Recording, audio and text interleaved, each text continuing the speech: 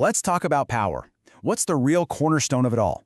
Well, it's this one thing you have to protect, above everything else, and that's your reputation. Okay, I want you to picture this. You've got an army, right? 150,000 soldiers, a literal sea of steel and banners, and they're all marching on this one tiny town. I mean, victory looks like a sure thing. And what's inside that town, waiting for them? Just 100 defenders. Yeah, you heard that right, 100. Not an army, not even a real fighting force, just a handful of guards. The odds, they're not just bad, they're completely impossible. But then, as this huge army gets closer, they see something, well, something that makes no sense at all. The city gates, they're wide open. The walls are totally empty. It's like an open invitation. Or, wait, is it a trap? And the only person they see is just one guy, sitting calmly up on the wall, playing a lute. Just playing an instrument like he doesn't have a care in the world. So what happens next? How on earth does this story end? Well, believe it or not, it ends with the invading general Sima Yi ordering a full, immediate retreat. He just turns his whole army around. And why? Because that guy on the wall was General Zhuge Liang, the sleeping dragon.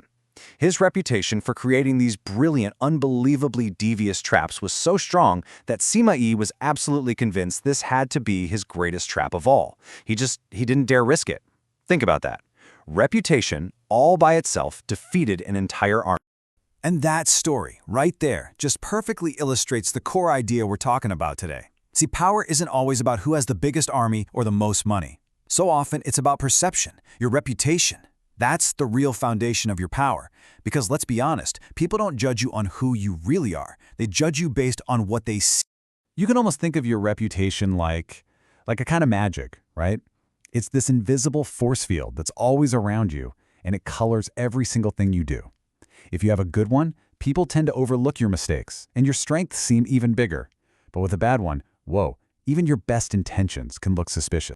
The philosopher Montaigne put it perfectly. He basically said, you can barter almost anything. You might lend a friend some money, maybe even your car.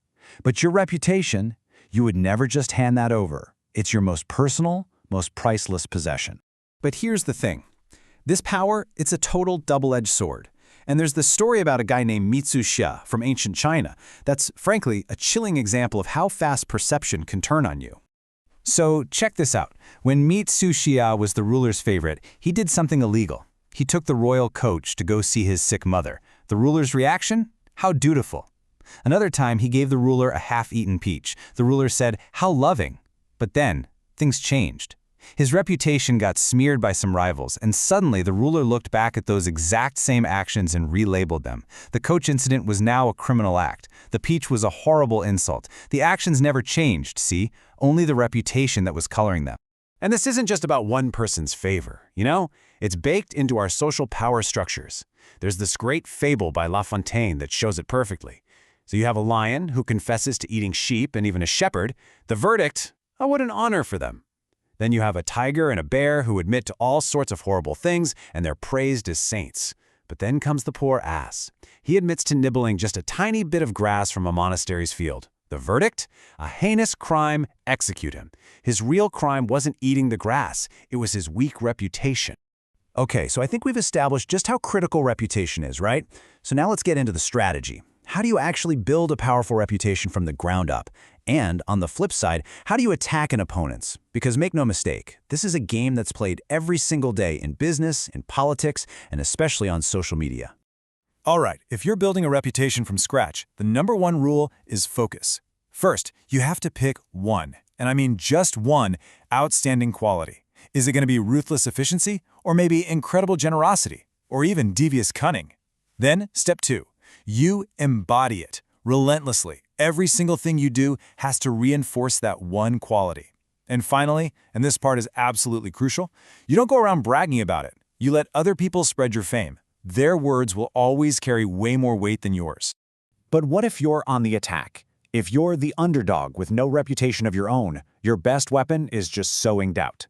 P.T. Barnum was a master at this. He started planting these little rumors that his rival's museum wasn't doing so well financially. And once that seed of doubt is planted, your opponent is in a total bind. If they deny it, they just look defensive and guilty. If they ignore it, The doubt just sits there and grows. Now, once Barnum himself had a solid reputation, his tactics changed. He didn't need to use those insidious rumors anymore. Instead, he switched to ridicule. He put on this parody of his rival's hypnotism show that just made the whole thing look completely absurd. See, ridicule is an amazing tool. It weakens your opponent, makes them look silly, and at the same time, it makes you look charming and confident. And this all kind of circles back to a really crucial point from Nietzsche. He said, "It is easier to cope with a bad conscience than with a bad reputation." Think about it. A bad conscience, that's a private struggle. It's just between you and you. But a bad reputation, that's a public sentence, and that is so much harder to escape. But, and this is a huge but, you have to know where the line is. You cannot go too far. The perfect cautionary tale here is Thomas Edison versus Nikola Tesla. When Tesla developed his superior AC system, Edison was furious and launched this vicious smear campaign. He started publicly electrocuting animals with AC to prove it was dangerous. He even arranged for the first execution by electric chair to use AC. But the execution was horribly botched and the public was horrified.